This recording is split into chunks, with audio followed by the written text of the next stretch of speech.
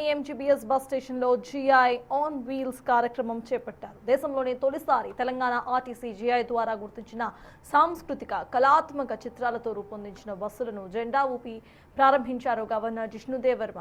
కార్యక్రమంలో మంత్రి Ponnam Prabhakar, RTC MD Nagireddy, Hyderabad జిల్లా కలెక్టర్ హరిచందన పాల్గొన్నారు. బస్సులపై జీఐ ఆర్ట్ తెలంగాణ యొక్క సంస్కృతి, సాంప్రదాయ కళలు, చేతి పనులపై అవగాహన తెస్తుంది. 6 జీఐ ఆర్ట్ వర్క్స్ ఉన్న 6 జిల్లాలకు 6 ఎక్స్ప్రెస్ బస్సులను ప్రారంభించారు.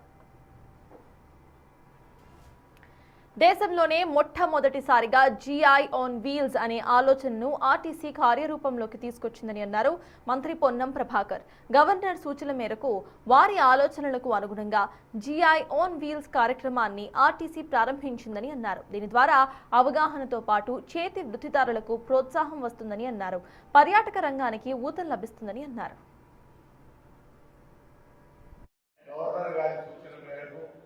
గవర్నర్ గారి ఆలోచన మేరకు జీఐ ఆన్ వీల్స్ అని ఏదైతే భౌగోళిక గుర్తింపు పొందినటువంటి ఉత్పత్తులకు సరి అయినటువంటి ప్రాధాన్యత, మార్కెటింగ్, ఉత్పత్తి అన్ని రకాలుగా వారి యొక్క ప్రాచుర్యం జరగాలనేటువంటి ఒక పెద్ద ఆలోచనతో, దూరదృష్టితోటి గవర్నర్ గారు ఆర్టీసీ సంస్థకు సూచన చేయగానే ఈరోజు ఆర్టీసీ యాజమాన్యం 6 బస్సులను ఈరోజు ముందుగా ప్రారంభోత్సవం చేస్తూ ఉంది. ఇది నిర్మల్ పెయింట్స్ కావచ్చు, కరీంనగర్ పిడిగిరి కావచ్చు, చర్యాల పెయింట్స్ కావచ్చు, లేదా పోచంపల్లి ఇక్కడ చార్జీ కావచ్చు, వరంగల్ సంబంధించినటువంటి కావచ్చు, ఇవన్నీ కూడా ఇంకా తెలంగాణలో ఉన్నటువంటి జీఐ ట్యాక్స్కి సంబంధించి కానీ వాటన్నింటినీ విస్తృతంగా ప్రచారం చేయడం ద్వారా తప్పకుండా ఉత్పత్తి చేసేటువంటి ఆయా వర్గాలకు చేయూతనందించినట్టుగా ప్రభుత్వ పక్షాన కొనుగోలుదారులకు సౌకర్యం, మార్కెటింగ్, దాని పట్ల ఈ ఉత్పత్తుల పట్ల అవగాహన పెరగడంతో పాటుగా